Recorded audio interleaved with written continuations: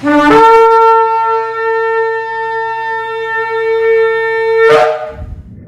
Shalom, está la congregación 20 finales del sector Candelaria en Arecibo. Esta que le habla es la Roa y la doctora Maritza Rivera. Estamos contentos, tenemos una parashá nueva, la parashá número 9, la parashá Vayeshev. Vayeshev, ¿qué significa? Y se asentó. ¿Dónde encontramos esta parashá? En Bereshit, el libro de Génesis, capítulo 37, versículo 1 al capítulo 40, 23. ¿Qué nos habla esta parashá? Nos dice que Jacob se estableció en Hebrón con sus 12 hijos, el cual su favorito era Yosef, que tenía 17 años. Los hermanos de Yosef estaban celosos por el trato preferencial que recibe, como por ejemplo la túnica de colores o el saco multicolor que Jacob le hizo. Y Yosef entonces comienza a contarle a sus hermanos dos sueños que él tiene, que profetizan que él está destinado a gobernar sobre ellos, aumentando la envidia y el odio hacia él. Imagínense usted. Shimón y Levi planean matarlo, pero Rubén sugiere a cambio arrojarlo en un pozo con la intención de volver más tarde y salvarlo. Pero mientras Yosef está en el pozo, Yehudá lo vende a una caravana de ismaelitas.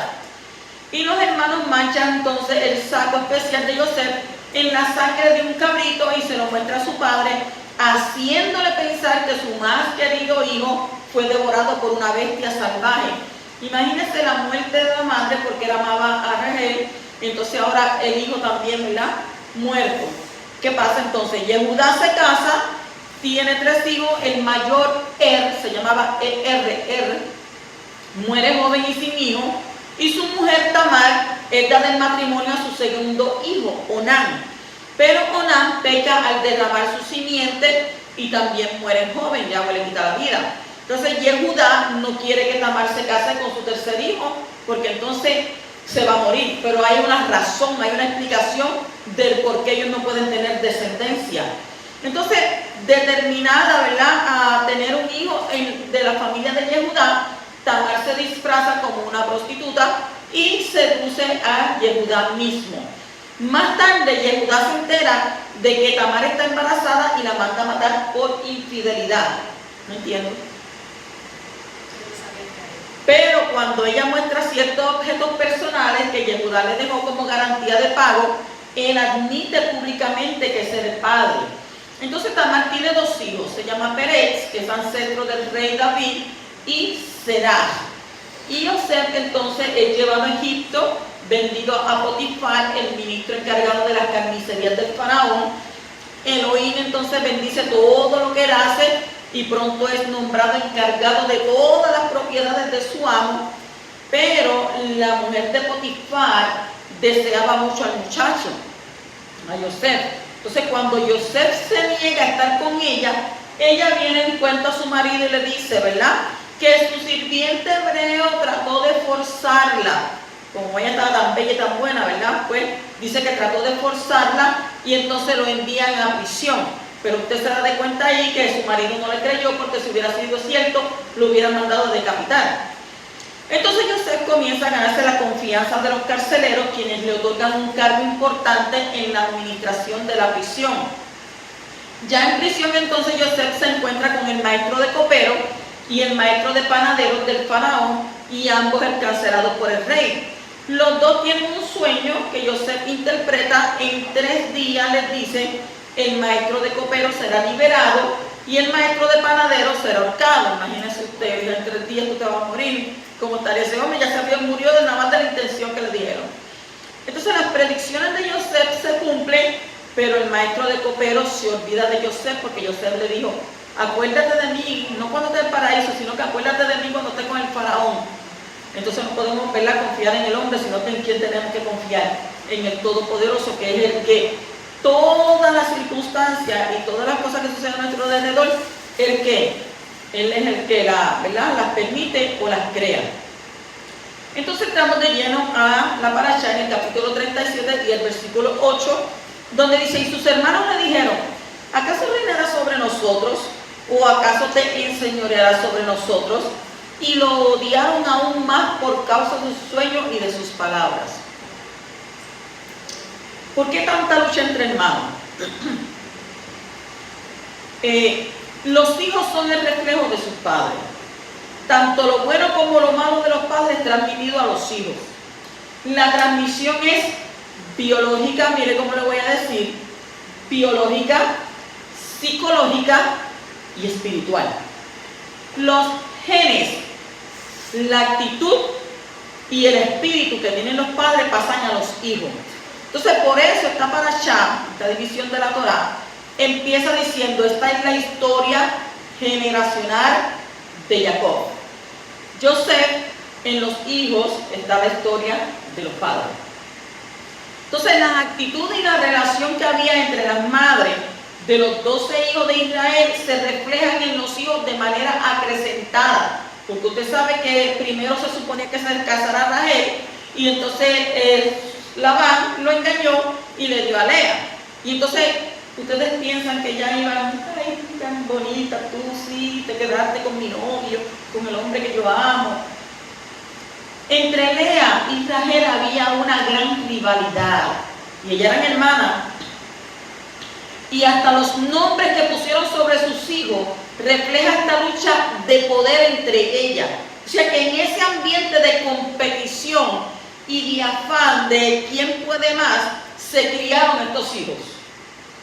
Además, el favoritismo que Jacob mostraba hacia Rahel y Joseph, eso entonces causó más envidia entre los demás. Porque eran, ¿cuántos muchachos? 12. Él con 2 hermanos y 3 hermanos y se quieren jalar de los pelos, imagínense 12. Yo vivía con 7 y eso era una cosa terrible. Aquel fue, aquel otro, aquel esto, aquello. Entonces, ¿qué pasa? Hay tensión. La tensión en la familia era fuerte. Y es obvio, ¿verdad?, que la poligamia no es recomendable, aunque fue permitida por la Torá. Cuando los padres ven defectos en sus hijos, no deben culpar a sus hijos por ello, sino revisar sus propias vidas y pedirle al Creador perdón por aquellas cosas que les son desagradables y que han transmitido a sus hijos. Si los padres logran ser libres de estos defectos en sus actitudes y comportamientos, los hijos entonces tendrán más facilidad para abandonar esas cosas, especialmente si los hijos siguen teniendo una relación estrecha con sus padres. No sabemos cuál era el motivo de Joseph contar estos sueños.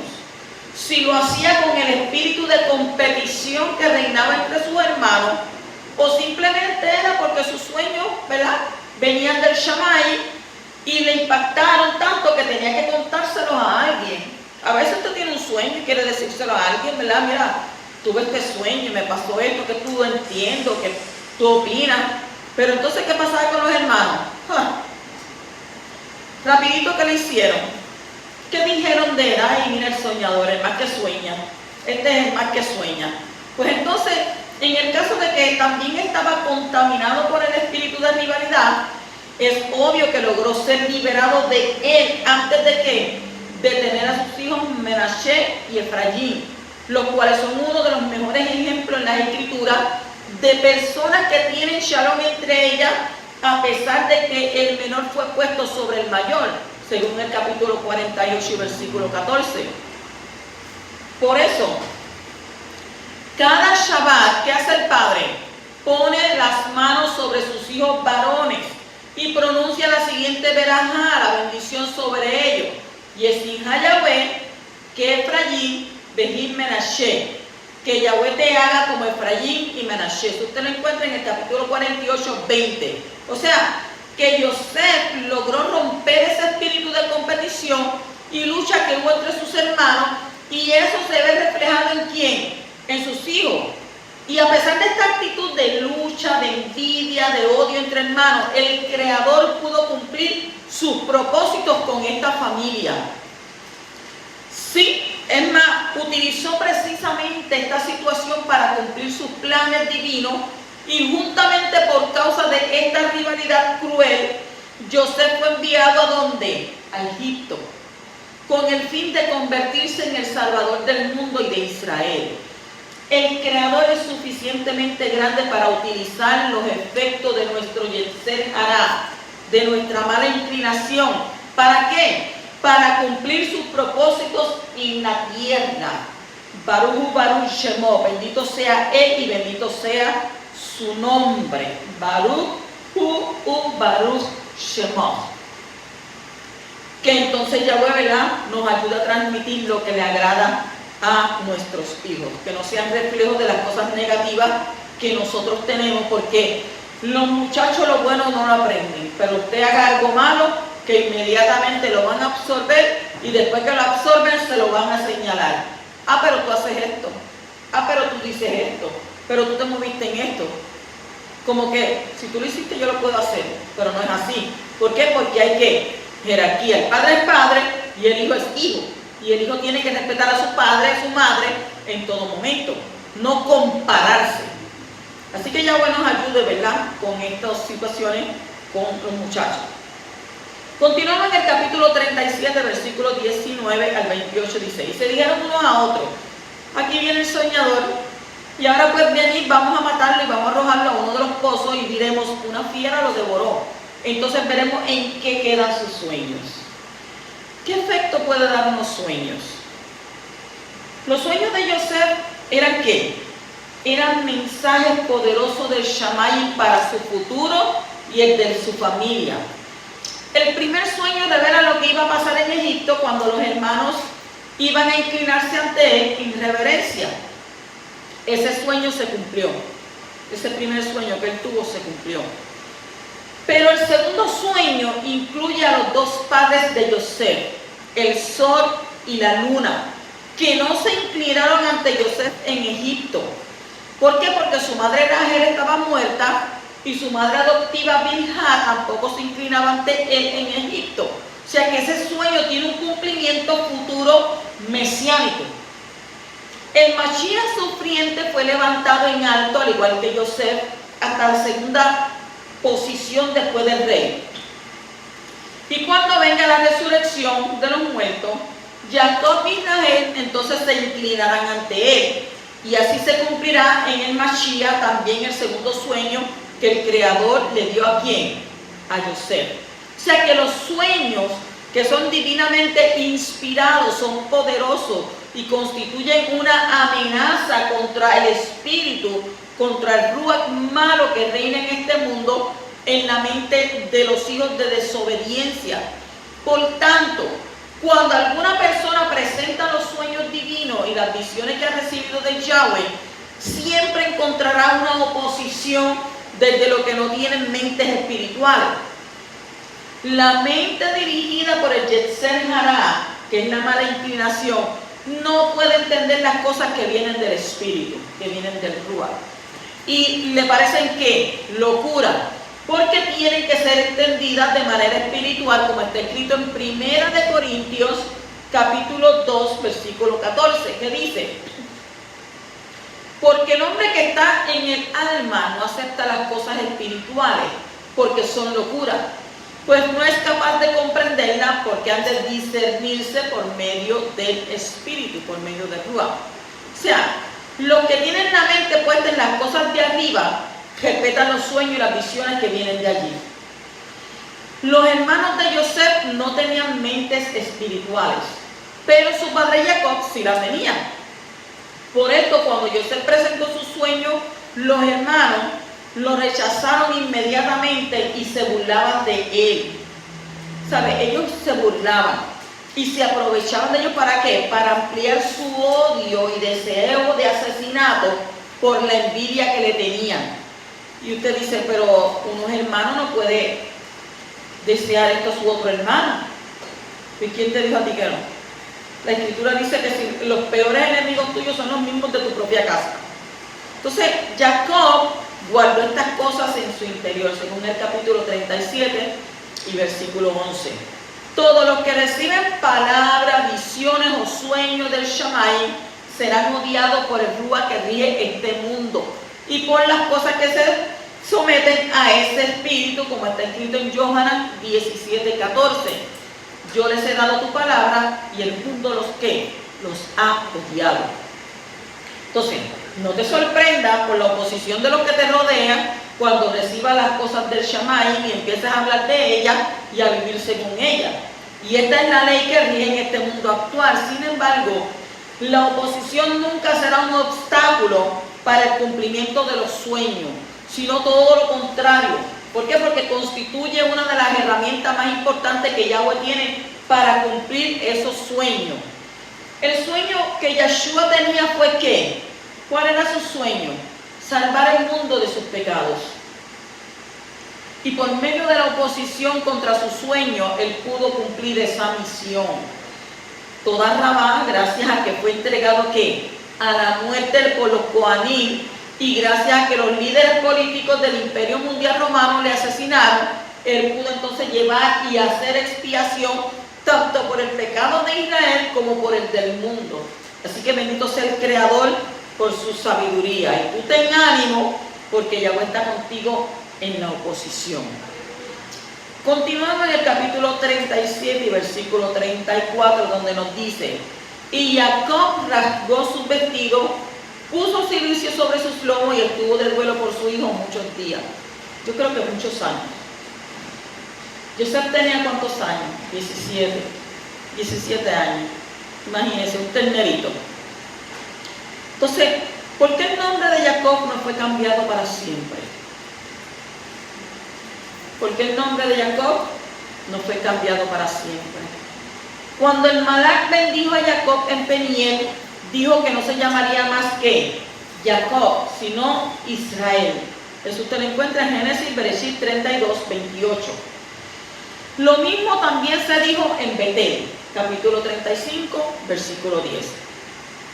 Cuando Abraham recibió su nombre, él era Abraham y se llamó entonces Abraham. Le pusieron, ¿verdad? La Torá nunca más utiliza el antiguo nombre. El de Abraham, él nunca utilizó más Abraham, sino Abraham. Pero en el caso de Jacob es diferente. ¿Por qué? Porque la Torá le llama tanto Jacob como Israel. ¿Hasta cuándo? Hasta su muerte.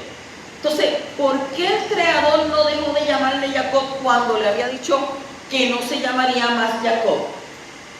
Este texto nos puede dar algo de luz sobre esto. La vez anterior, cuando fue mencionado, la Torá le llama Israel, según el capítulo 37, versículo 13. En aquel momento todo estaba ¿qué? Todo estaba bien. Pero cuando recibió la mala noticia sobre la supuesta muerte de Joseph, la Torá le vuelve a llamar como Jacob. Y es muy probable que en este fenómeno tenga que ver con el estado espiritual de nuestro Padre. Cuando su alma estaba en orden y su espíritu estaba elevado, la Torá lo llama Israel. Pero cuando no logra tener el espíritu en alto, la Torá le llama entonces Jacob. O sea, en el texto de 45, 27 al 28 vemos un ejemplo claro de esta realidad. Dice: pero cuando ellos le contaron todas las cosas que José les había dicho, y cuando vio las carretas que José había enviado para llevarlo, dice: el espíritu de su padre Jacob revivió. Entonces Israel dijo, ¿ve? El espíritu de su padre Jacob revivió. Quiere decir que estaba entonces ¿cómo? ¿Bajo qué? Bajo depresión, bajo tristeza. Y estaba, ¿verdad? Su espíritu ¿qué? Caído. Pero cuando José le envía esa carreta, dice que el espíritu de su padre Jacob revivió. Entonces, sigue diciendo, entonces Israel dijo, basta, mi hijo José vive todavía, iré y lo veré antes que yo muera. ¿Ve la diferencia? Entonces habló ahí con el espíritu ¿qué? Vivificado. Entonces cuando el espíritu de Jacob revivió, volvió a operar en él el espíritu de profecía de Ruach HaKodesh. Y en ese momento la Torá deja de identificarle como ¿qué? Como Jacob. Y le denomina entonces ¿qué? Israel. ¿Por qué? Porque se le revivió el espíritu. Entonces la vida del patriarca fue una constante lucha y él tenía que esforzarse muchísimo para que su ánimo no cayera. Entonces muchas veces las circunstancias tomaron control sobre su alma y entonces él no fue capaz de vivir en ese estado de altura espiritual que le correspondía.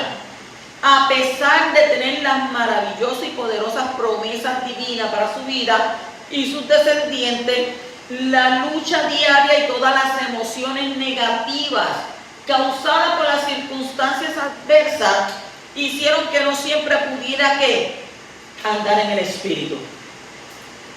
Por eso la Torá no siempre utiliza su nuevo nombre, sino también el viejo. Y para decirlo de manera más simple, Jacob es el nombre natural e Israel es del nombre espiritual. Entonces lo maravilloso es que Yahweh se hace llamar el Elohim de Abraham, el Elohim de Isaac y el Elohim de Jacob, según Éxodo 3:15. Y esto nos enseña que a pesar de que Jacob es el nombre natural, el Creador confiesa ser su Elohim. Y a pesar de que nuestro padre Jacob no logró andar en el Ruach en todo momento de su vida, Yahweh era su Elohim y pudo cumplir los propósitos de su vida. Y si lo pudo hacer con Jacob, lo puede hacer también con nosotros. O sea que tenemos que tener ánimo, aunque no logremos andar en el Espíritu siempre, porque el poderoso es nuestro Elohim.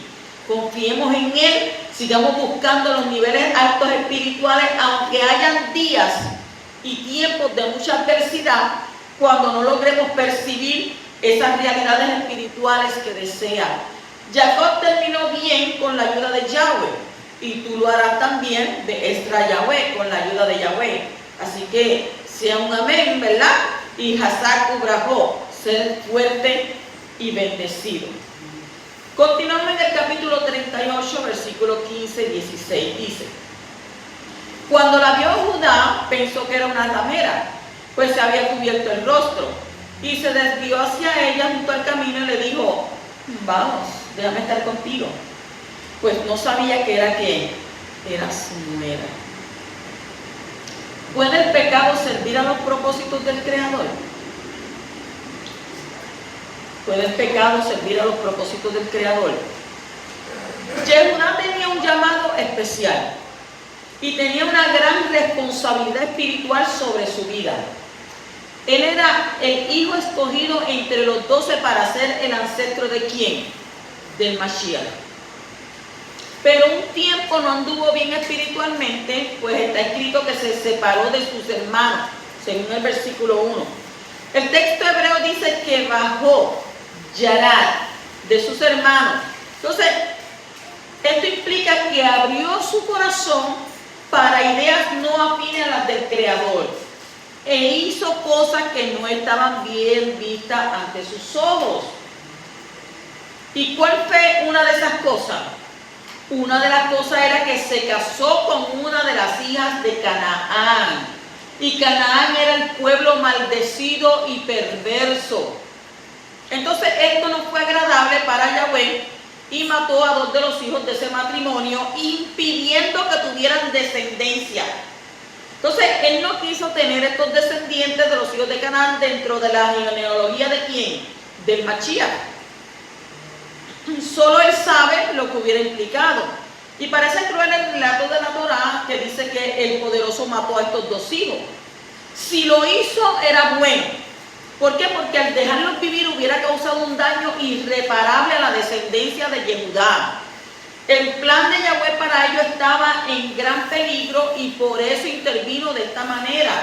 Y al matarles evitó un mal mayor. Ustedes dirán: ay, pero qué malo, pero qué. No. ¿Por qué? Porque ahora la viuda del hijo mayor deseaba tener descendencia y buscó la manera de engañar a su suegro. ¿Para qué? Para quedarse embarazada. ¿Y por medio de quién? De él.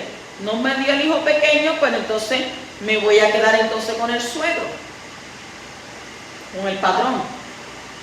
Entonces, de los mellizos que ella tuvo, uno llegó a ser ancestro del Mashiach.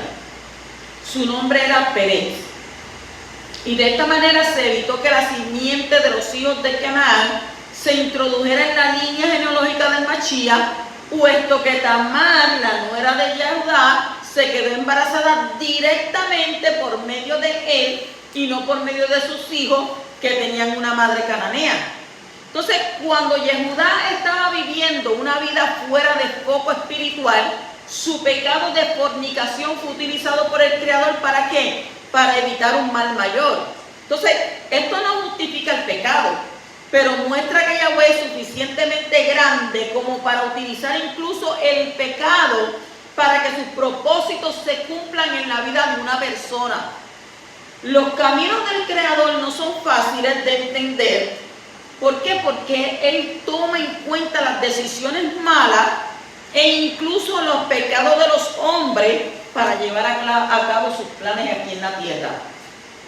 Entonces, que sea derramado sobre nosotros el espíritu de sabiduría y de revelación para un mejor conocimiento de nuestro Abacadosh. En el capítulo 39 y versículo 5 dice: y sucedió que desde el tiempo que lo hizo mayordomo sobre su casa y sobre todo lo que poseía, el Creador bendijo la casa del egipcio por causa de Yosef. Y la bendición del Creador estaba sobre todo lo que poseía en la casa y en el campo.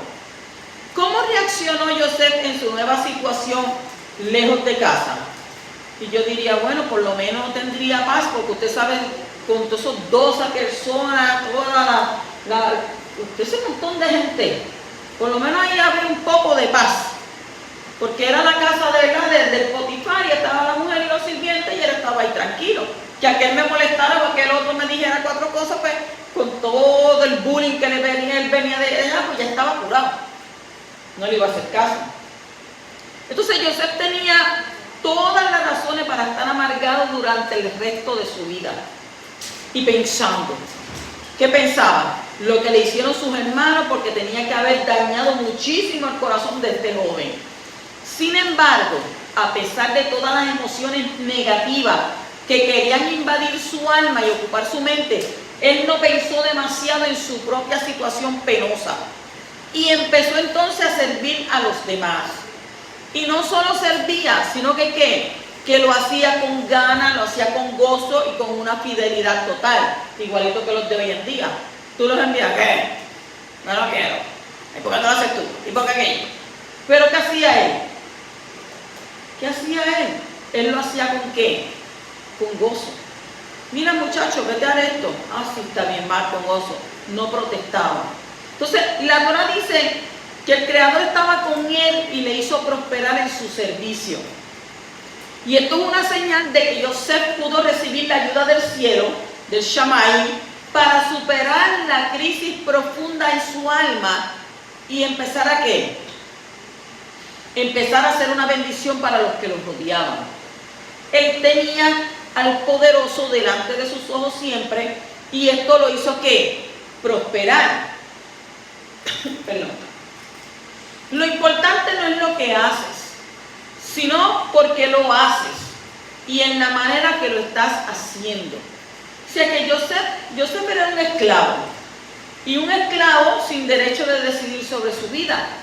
Y entonces estaba obligado a hacer lo que el dueño, o lo que su dueño, ¿verdad? Porque como lo habían vendido, él tenía un dueño, le mandaba. Él era ahora un esclavo. Entonces, en esa situación tuvo que elegir entre 2 formas de vivir: por obligación o por deseo propio. Si uno sirve por obligación, nunca podrá hacerlo con alegría, especialmente si no recibe ningún beneficio económico propio por ello, lo cual es el caso de un esclavo. Entonces, si usted trabaja y le pagan, usted no es esclavo, porque usted está recibiendo un beneficio. Esclavo es cuando no recibe nada y tiene que trabajar. Entonces, pero si uno sirve por propia voluntad y con un corazón de amor y con alegría, recibirá una recompensa desde el Shammai. Yahweh no lo va a dejar sin recompensa, porque dice que él mira lo profundo de su corazón. Entonces, la presencia de Yahweh estará con la persona que sirve de esa manera, y esto producirá bendición a su alrededor. De esta manera, el Ruach del Mashiach que estaba operando en Yosef podía ejercer una influencia notable en la casa de Potifar, y el resultado de la actitud de Yosef fue impresionante. ¿Por qué? Por la fidelidad y la alegría en el trabajo de esclavo. Y usted dice, pero siendo esclavo va a estar feliz. Pues sí. ¿Por qué? Porque Yosef entonces ganó la confianza total de su dueño, el cual le dejó todo en sus manos. El que es fiel en lo poco será exaltado para recibir más y más. Así que guarda tu corazón de toda clase de amargura Y pídele a Yahweh poder servir a los que te rodean con alegría, y entonces así vas a ser una gran bendición para todos los que te rodeen. Continuamos en el capítulo 39:9. Dice: no hay nadie más grande que yo en esta casa, y nada me ha rehusado excepto a ti, pues tú eres su mujer. ¿Cómo entonces iba yo a hacer esta gran maldad y pecar contra Yahweh? ¿Cómo evitar la corrupción? Y eso sabemos que está, ¿verdad?, rampante en todos lados. Usted mira el gobierno, aquí, en allá, en su trabajo, en donde usted se mueve, hay corrupción. Mire esto: cuando José fue tentado a cometer adulterio con la esposa de su dueño, ¿qué hizo él? Se mantuvo muy firme contra ella. Si fuera boricua no haría eso. A pesar de que ella insistía día tras día y en una ocasión estaban solos en casa, él se negó rotundamente y salió huyendo de esa mujer. Ahora, ¿qué significa la respuesta que él dio a la mujer cuando le invitó a tener relaciones con ella? Dijo que no había nadie más grande en la casa y que el dueño no había rehusado nada, excepto ¿qué? Excepto su esposa. Por esta razón no podía hacer una maldad tan grande y pecar contra el poderoso. Y en primer lugar vemos que todo pecado que se comete contra el prójimo también se está haciendo contra el Todopoderoso. José sabía que Yahweh le estaba viendo en todo momento, porque la Escritura nos dice a nosotros que los ojos de Abba están puestos ¿sobre quién? Sobre los buenos y sobre los malos. Entonces, toda acción que él iba a cometer, él entendía que él iba a ser juzgado por Yahweh. Así que no quería ofender a su Elohim y por eso no dejó lugar al pecado. Y en segundo lugar, vemos que José considera el adulterio como un pecado muy grande. Y eso lo dice la Escritura, que el pecado más grande es el adulterio. Además de contra el Ruach HaKodesh. Entonces es cierto, es un pecado muy grande, trae graves consecuencias, incluso si alguien se arrepiente de él después de haberlo cometido. Pero lo más destacable de su respuesta es que habla de la gran responsabilidad que él había recibido. Entonces, como había tanta responsabilidad, no podía hacer lo que ella estaba proponiendo. Entonces, ¿qué tiene que ver una cosa con la otra? En lugar de aprovecharse de su posición y de la confianza que el dueño le tenía, lo cual es muy común en los que tienen puestos de responsabilidad en diferentes organizaciones, consideró que por haber recibido tanta confianza, tenía que administrar esa confianza como correctamente y no sacar beneficio propio de su puesto. Entonces, es aquí el verdadero, ¿verdad?, el corazón verdadero de un líder.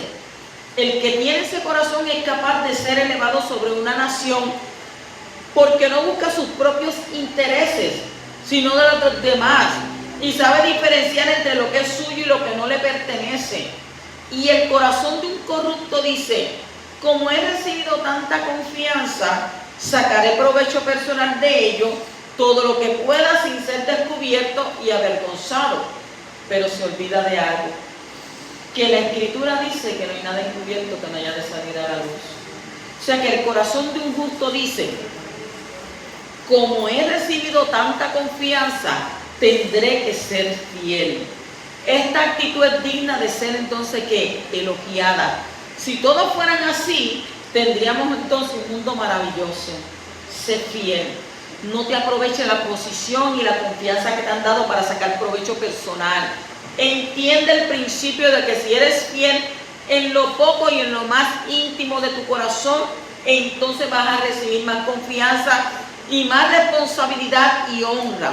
Y aunque los hombres no te vean, hay miles de ojos mirándote todo el tiempo, desde el mundo invisible, porque usted piensa que no lo ven, pero sí hay un mundo invisible que lo están viendo.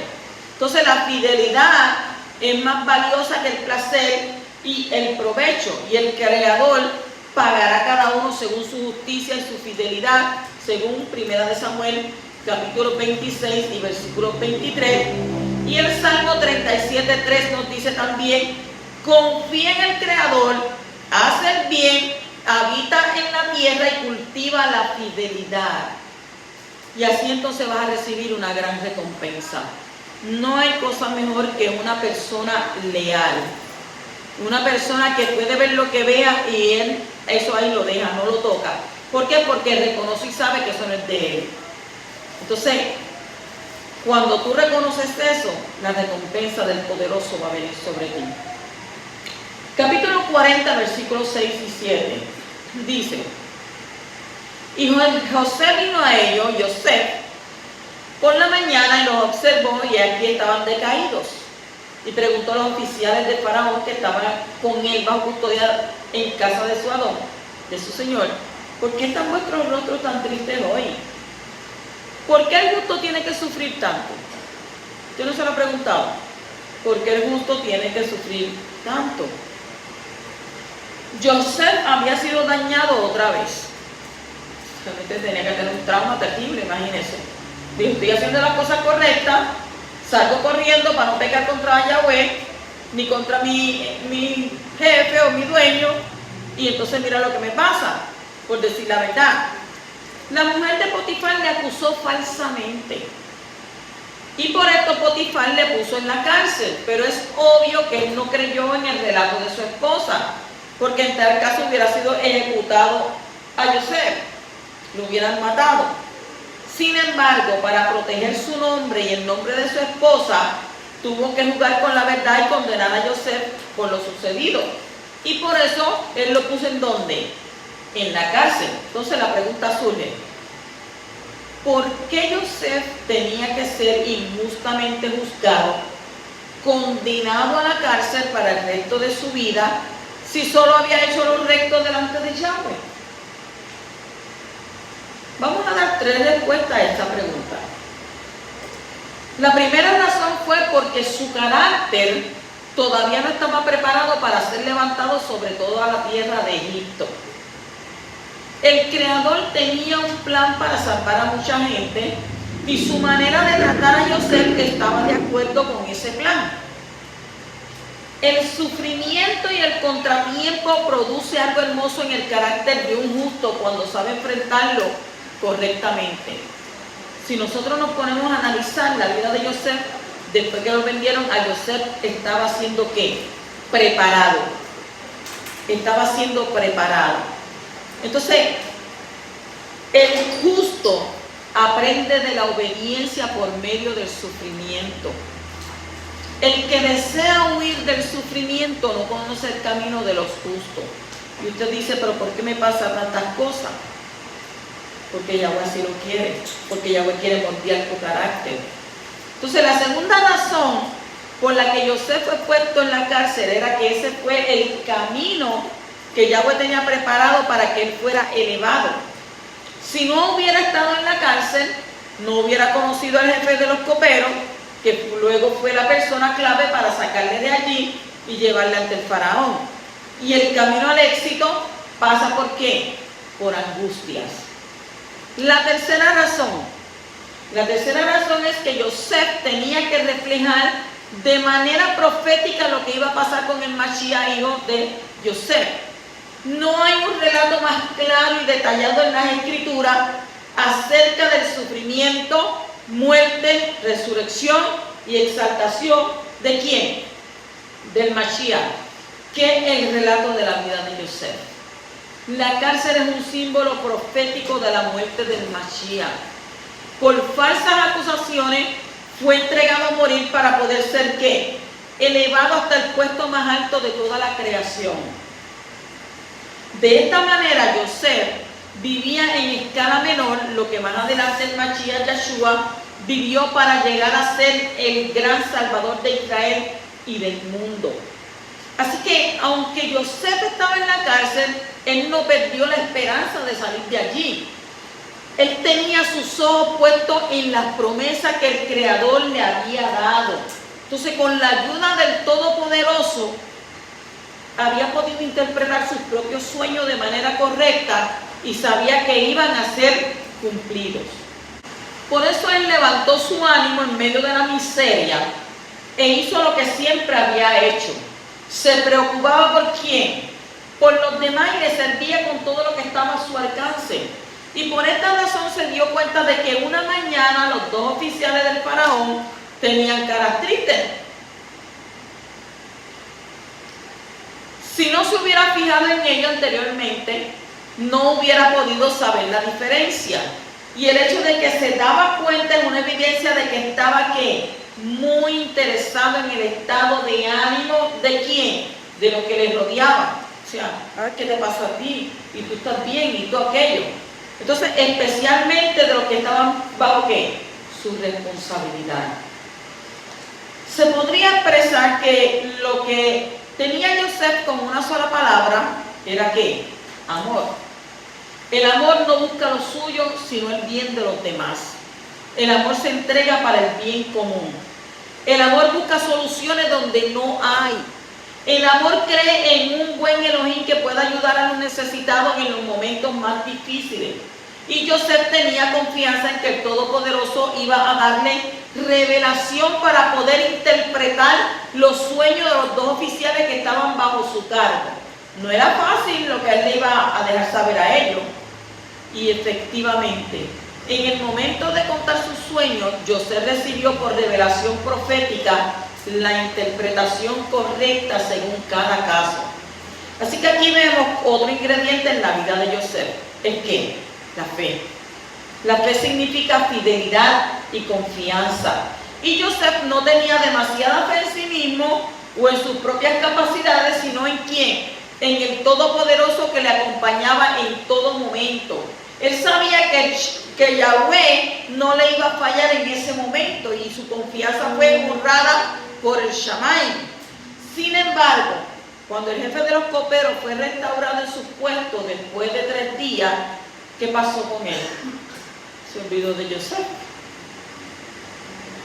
¿Por qué? ¿Por qué se olvidó de Joseph? Fue porque Joseph quiso aprovecharse de manera astuta de un contacto para salir de la cárcel. Y por eso tuvo que pasar ¿cuántos años? Otros 2 años más en la cárcel. Hasta que esa parte de ese carácter, de su carácter, ¿verdad? Había sido ¿qué? Pulido y preparado entonces para la misión a la que este hombre había ¿qué? Había nacido. No te desesperes cuando las cosas van en dirección contraria a lo que esperabas al ser fiel y amante de la justicia y la verdad. Sigue amando, confiando en el Creador que constantemente está cerca de los justos y con el tiempo Él te va a sacar del apuro. Y aprende a amar a todos y no intentes aprovecharte de los contactos para obtener beneficios personales. Cuando hayas aprendido esa lección, entonces estarás preparado para ser levantado y elevado. Así que Yahweh te bendiga y te guarde, y Shabbat Shalom.